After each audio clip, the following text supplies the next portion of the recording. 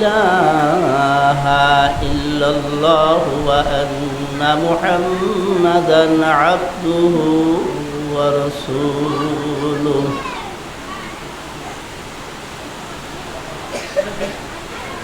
قال الله تعالى في كلامه المجيد والفرقانه الحميد: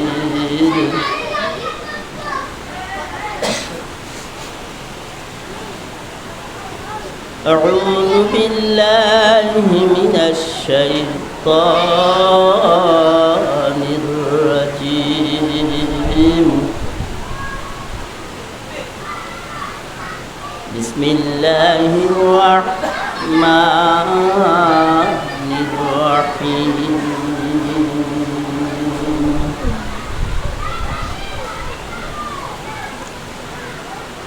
فمن كان يرجو لقاء ربه فليعمل عملا صالحا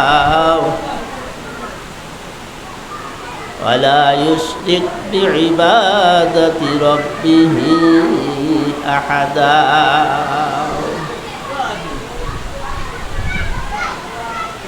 وقال تعالى: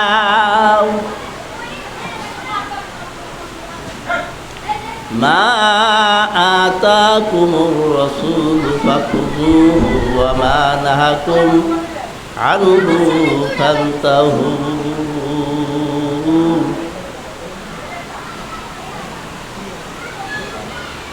وقال تعالى: فريق في الجنة وفريق في السعير،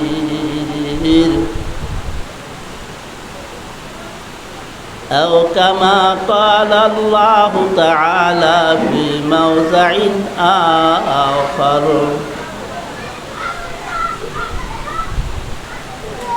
وقال النبي صلى الله عليه وسلم: لا يؤمن أحدكم حتى أكون أحب إليه من والده وولده والناس أجمعين.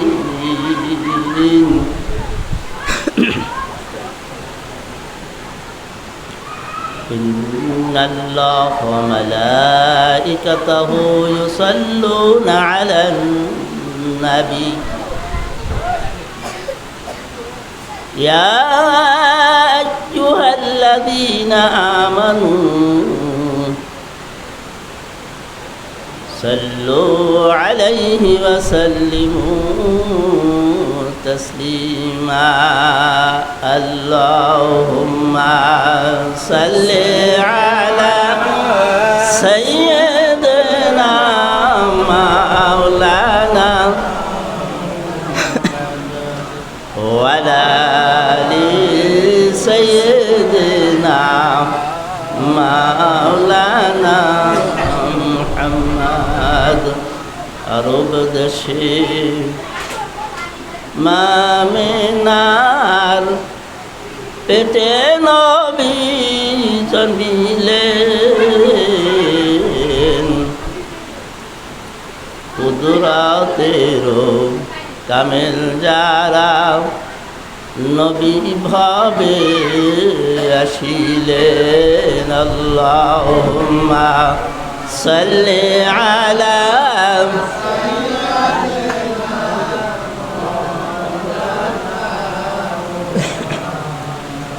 وعلى آل سيدنا مولانا محمد।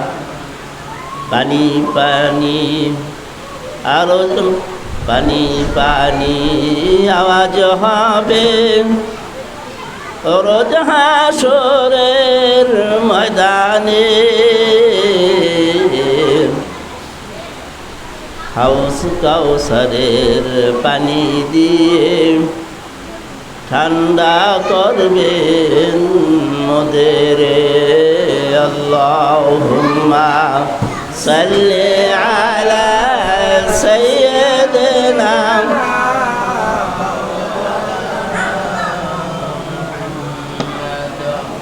ওয়ালা আলি সাইয়্যিদিনা মাওলানা। এমন আজাব দিবে রে মন কবরের মাঝেতে, কান্তে কান্তে চোখের জলে রক্ত আসবে ঝরিয়ে। আল্লাহুম্মা সাল্লি আলা সাইয়্যিদিনা মাওলানা মুহাম্মদ ওয়া আলা আলি সাইয়্যিদিনা মাওলানা মুহাম্মদ।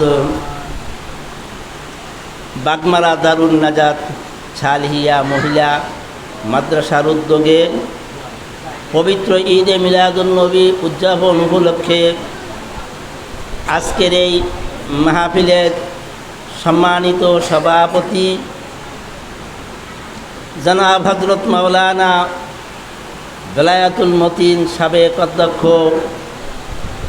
শ্রীআইল ইসলামিয়া সিনিয়র আলিম মাদ্রাসা, প্রধান অতিথি হযরত মাওলানা হাফেজ নাজির আহমদ সাহেব বরিশালী, প্রধান বক্তা হযরত মাওলানা বাকের হোসেন সাহেব, ভাইস প্রিন্সিপাল কাশিমপুর হোসাইনি আলিম মাদ্রাসা, অন্যান্য ওলামা ইকরাম, আমার সামনে উপবিষ্ট মুরব্বিয়ান ইকরাম, আশপাশ থেকে যারা মাইকের আওয়াজ যতটুকু যায়, আমার মা চাচিরা যে যেখান থেকে শুনছেন, সকলের প্রতি আমার আন্তরিক সালাম। সকলেই সমস্বরে উত্তর দিবেন আসসালামু আলাইকুম ওয়া রাহমাতুল্লাহ। আমরা আপনারা মনে হয় আমার কথা বোঝেন না, নাকি আমি বলতে পারি না? কোনটা? আমার কথা বুঝতে পারেন আপনারা? আমি তো আপনাদের এলাকারই একটা ছেলে, আমার কথা সবাই বুঝতে পারেন তো? তাহলে পরে আমি আপনাদেরকে সালাম দিছি, সালামের উত্তর তো আপনাদের ওয়াজিব না? সালাম দিলে কয় নাকি? সালাম দিলে 90 নাকি? 90 নাকি? আর সালাম দিলে 10 নাকি? আর সালামের উত্তর দিলে 90 নাকি? তাহলে পরে আমি সালাম দিলাম, আপনি কয় নেকির অধিকারী হইলেন? 90 নেকির অধিকারী হইলেন। তাহলে পরে আর যদি সালামের উত্তর না দেন, এর বিপরীতে কিছু আপনার ক্ষতির কারণ আছে কি না ভাইরা? অবশ্যই ক্ষতির কারণ আছে, আমি সেদিকে গেলাম না। আমি আবারও আপনাদেরকে সালাম দিছি, আপনারা সকলেই সমস্বরে আমার সালামের উত্তর দিবেন আসসালামু আলাইকুম ওয়া রাহমাতুল্লাহ।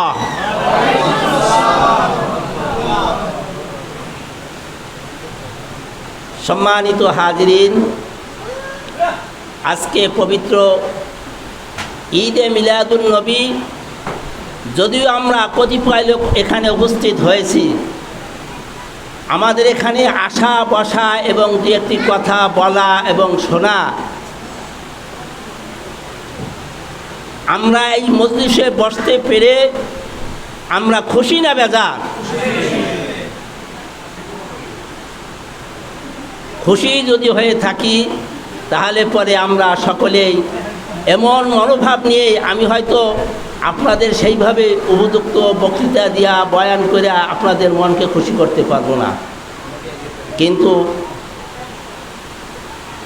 ধারাবাহিক বক্তা আছেন, তারা আপনাদের সামনে বিশেষভাবে বয়ান তুলে ধরবেন।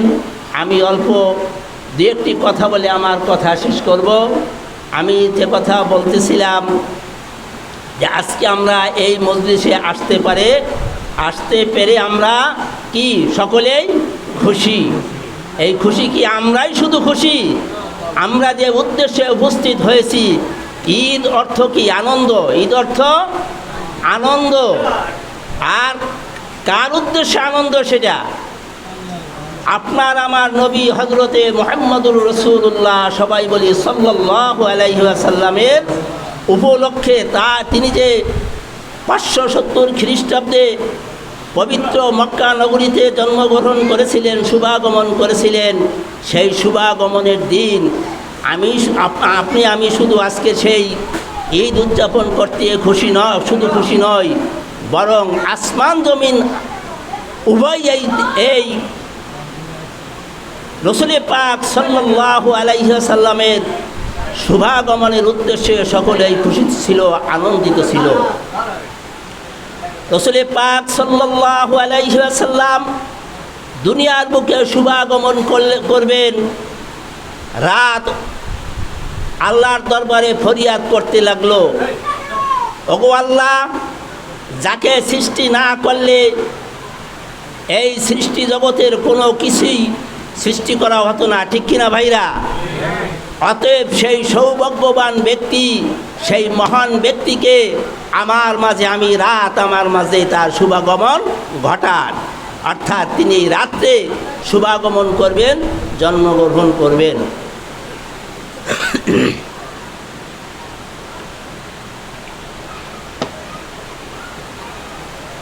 দিন আপনার আমার প্রভু আল্লাহ রব্বুল আলামিনের দরবারে ফরিয়াদ করতে লাগলেন, ওগো রব্বুল আলামিন, আমাকে দিন হিসেবে সৃষ্টি করেছ। তোমার এই সৃষ্টিকুল বিশেষ করে আশরাফুল মাখলুকাত মানব, এরা এই দিনের বেলায় আমার ওসিলায় অনেক উপকৃত হয়ে থাকে। তারা পথ চলার কাজে আলো পেয়ে তারা খুশিতে এই পার্থিব জগতে চলতে পারে। আমার এই আলোতে বৃক্ষরাজি ইত্যাদি ইত্যাদি তারা সতেজ হয়ে পড়ে। এইভাবে নানান যুক্তি তুলে ধরে দিন বলতে লাগলো। রব্বুল আলামিন মেহেরবানি করে সেই মহানবীকে রাত্রেবেলায় শুভাগমন না করে আপনার আমার নবীকে দিনের বেলায় এই পার্থিব জগতে শুভাগমন করার জন্য ফরিয়াদ করল। সম্মানিত হাজিরিন, আল্লাহ রব্বুল আলামিন কত বড় বৈজ্ঞানিক, আল্লাহ রব্বুল আলামিন কত বড় জ্ঞানী। তিনি আপনার আমার নবীকে সেই রাতের বেলায়ও নয়, দিনের বেলায়ও নয়, বরং আপনার আমার নবী কোন সময় এই পার্থিব জগতে শুভাগমন করেছিলেন বলেন তো? পবিত্র সুবহে সাদেকের সময় আপনার আমার নবী দুনিয়ার বুকে শুভাগমন করেছিলেন, ঠিক কিনা ভাইরা? এতে রাত্রি খুশি না বেজার? দিন খুশি না বেজার? তা আপনি আমিও যদি এই পবিত্র সময়টুকু পবিত্র ঈদে মিলাদুন নবী উপলক্ষে আসলেই যদি আমরা এসে থাকি এবং রাসূল পাক সাল্লাল্লাহু আলাইহি ওয়াসাল্লামের একজন আদর্শ উম্মত হিসেবে এটাকে আমরা সম্মানের সাথে দেখি বা এই উদযাপনটা আমরা করি, তাহলে পরে যেমনিভাবে রাতের আশাও পূর্ণ হয়েছিল, দিনের আশাও পূর্ণ হয়েছিল, আপনার আমার এই পার্থিব জগতের মনোবাসনা আল্লাহ রব্বুল আলামিন পুরা করতে পারেন কি পারেন না ভাইরা? তা সেই নিয়তে আমরা এদিক সেদিক না করে ধৈর্য সহকারে এখানে আমরা বসি। মেহেরবানি করে আপনারা কথা বন্ধ করুন, কথা বন্ধ করে ধৈর্য সহকারে আপনারা এদিক খেয়াল করে এদিকে লক্ষ্য করে মেহেরবানি করে বসুন। আপনার আমার নবী যখন এই পার্থিব জগতে শুভাগমন করলেন, নবী পাক সাল্লাল্লাহু আলাইহি ওয়াসাল্লামের এই পার্থিব জগতের শুভাগমনের সম্মানের জন্য মহান রব্বুল আলামিন অনেক বিভিন্ন প্রকার স্মরণীয় ঘটনায় পার্থিব জগতে ঘটাইয়াছেন এবং আসমানেও তিনি ঘটাইয়াছিলেন। আপনার নবী আমার নবী মুহাম্মাদুর রাসূলুল্লাহ সাল্লাল্লাহু আলাইহি ওয়াসাল্লাম দুনিয়ার বুকে শুভাগমন করবেন। এমন সময় কে যেন মা আমনার ঘরে গুনগুন সুরে গান করতেছেন আর বলতেছেন, ওগো মা আমেনা সৌভাগ্যনী, আপনার উদর থেকে এই পার্থিব জগতে এমন একজন ব্যক্তির শুভাগমন ঘটতেছে যিনি হবেন সারা বিশ্বের সর্দার। শুধু তাই নয়, নবী পাক সাল্লাল্লাহু আলাইহি ওয়াসাল্লাম যখন দুনিয়ার বুকে শুভাগমন করলেন, নবীদের সম্মানের খাতিরে ইরানের সেই 3164 দিন পর্যন্ত অগ্নিশিখা জ্বলতেছিল। নবী পাক সাল্লাল্লাহু আলাইহি ওয়াসাল্লাম দুনিয়ার বুকে শুভাগমন করার সাথে সাথে দপ করে ওই 3164 দিনে প্রজ্বলিত অগ্নিশিখা বন্ধ হয়ে গেল। আল্লাহর কি কুদরত! অথচ ওই অগ্নিশিখায় তেল, ফিতা, যাবতীয় যা দরকার ছিল কোনোটাই কোনো রকম কমতি ছিল না, বরং সব কিছুই প্রস্তুত ছিল। কিন্তু অগ্নি পূজকরা তারা শত চেষ্টা করেও ওই রাত্রিতে ওই অগ্নিশিখা পুনরায় প্রজ্বলিত করতে, জ্বালাইতে পারে নাই। শুধু তাই নয়, পারস্যের হিরাক্লিয়াস অত্যন্ত সুরম্য, অত্যন্ত সুন্দর অট্টালিকায় বসবাস করত। নবী পাক সাল্লাল্লাহু আলাইহি ওয়াসাল্লাম যখন দুনিয়ার বুকে শুভাগমন করলেন, সেই পারস্যের রাজা হিরাক্লিয়াসের সেই বিরাট প্রাসাদের, সেই সুরম্য প্রাসাদের 14টি বড় বড় পাথর, তার সেই প্রাসাদ ভাঙ্গে 14টি পাথর চূর্ণ বিচূর্ণ হয়ে প্রাসাদ খণ্ড বিখণ্ড হয়ে গেল। সম্মানিত হাজিরিন, এই 14টি পাথর হিরাক্লিয়াসের সেই অট্টালিকা থেকে পড়ার একটা ভেঙে যাওয়ার একটা রহস্য রয়ে গেছে। এই রহস্য খুঁজে দেখা যায়, ওই যে হিরাক্লিয়াস ছিল তার পরবর্তীতে একে একে ওই হিরাক্লিয়াসের পর্যায়ক্রমে 14 জন বাদশাহ ওইখানে রাজত্ব করার পরে হযরত ওমর রাদিয়াল্লাহু তাআলা আনহুর সময়ে ওই পারস্য বিজয় হয়েছিল।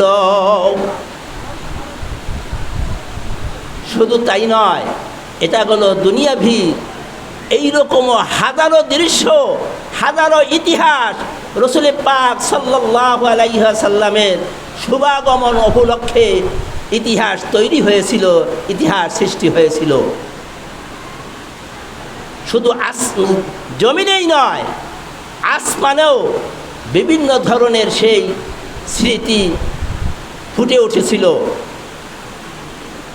দুনিয়ার বুকে নবী আমার যখন শুভাগমন করলেন, সেই জমিন থেকে আজ পর্যন্ত আরশে মুআল্লা পর্যন্ত 7 তবক আসমান এবং এরপরে যা কিছু আছে সমস্ত কিছুর একটা প্রতিবন্ধকতার বিষয় আছে।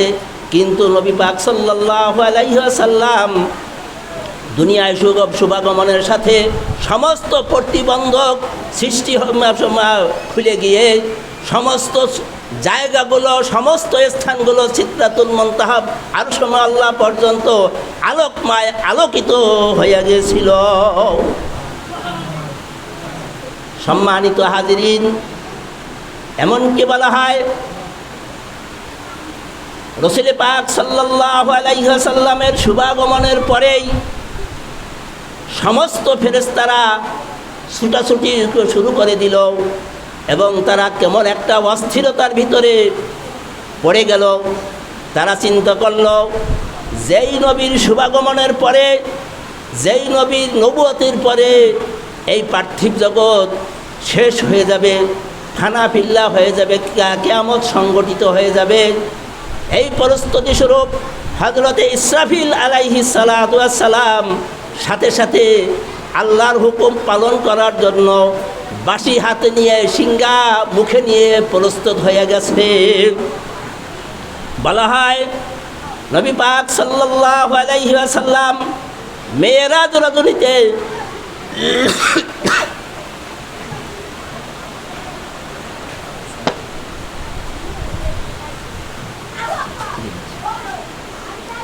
মেরাজ রজনীতে যখন হযরতে ইসরাফিল আলাইহিস সালাতু ওয়াস সালামের সাথে সাক্ষাৎ হয়েছিল, তখন রাসূল পাক সাল্লাল্লাহু আলাইহি ওয়াসাল্লাম একবার সালাম দিয়েছেন। ইসরাফিল আলাইহিস সালাতু ওয়াস সালাম বাঁশি মুখে নিয়ে, সিংহা মুখে নিয়ে তিনি সালামের উত্তর দেন না। দ্বিতীয়বার নূর নবীজি সালাম দিয়েছেন, ইসরাফিল আলাইহিস সালাতু ওয়াস সালাম সালামের উত্তর দেন না। তৃতীয়বার যখন নবী আমার ইসরাফিল আলাইহিস সালাতু ওয়াস সালামকে সালাম দিয়েছেন, এইবার ইসরাফিল আলাইহিস সালাতু ওয়াস সালাম আল্লাহর হুকুম নিয়ে, আল্লাহ পাকের তরফ থেকে অনুমতি নিয়ে রাসূল পাক সাল্লাল্লাহু আলাইহি ওয়াসাল্লামের সালামের উত্তর দিলেন এবং ক্ষমা প্রার্থনা করলেন, ওগো আল্লাহর হাবিব, আল্লাহর নবী, আমি আপনার সাথে বেয়াদবি করেছি, কিন্তু আপনার সেই আল্লাহর হুকুম ছিল আমার প্রস্তুতি নেওয়া, কিয়ামত সংগঠিত হওয়ার জন্য আমার প্রস্তুতি নেওয়া। আমি সেই প্রস্তুতি নিয়েছিলাম, যার মুখে আমার সিংহা ছিল, বাঁশি ছিল, যার কারণে আমি আপনার সালামের উত্তর দিতে পারি নাই। মেহেরবানি করে আমাকে ক্ষমা করে দিবেন। আমি আপনার কাছে ক্ষমা প্রার্থী, আমি আল্লাহ পাকের অনুমতি নিয়ে আপনার সালামের উত্তর দিতেছি, মেহেরবানি করে আপনি আমাকে মাফ করে দিন। দেখেন, এই রকম হাজারো ইতিহাস, হাজারো স্মৃতি চতুর্দিকে আপনার আমার জন্য প্রস্তুত। আজকের এই মহতি জলসায় আরও অনেক বক্তা আছেন, তারা বিভিন্ন রকম আলোচনা করবেন, আপনাদেরকে ঈদে মিলাদুন নবীর গুরুত্ব সম্পর্কে বুঝাবেন, বলবেন। অত্যন্ত দুঃখের বিষয়, কিছু আলেম সাহেবরা এ বিষয়টাকে বিশ্বাস করতেই চান না।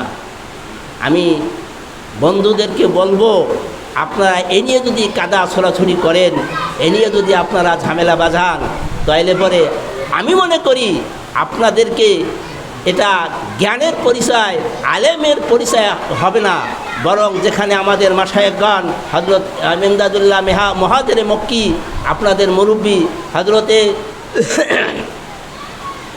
আল্লামা